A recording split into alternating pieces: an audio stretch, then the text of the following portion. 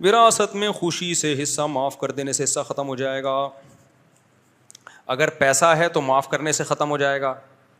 اگر کوئی چھوٹا مکان ہے جس میں بہن کا بھی حصہ ہے بھائی کا بھی حصہ ہے اور وہ ڈیوائڈ ہو ہی نہیں سکتا, یعنی ڈیوائڈ کر دیا تو استعمال کے قابل نہیں رہے گا, اس مکان میں بھی دستبرداری صحیح ہے, اپنے حصے سے دستبردار ہونا.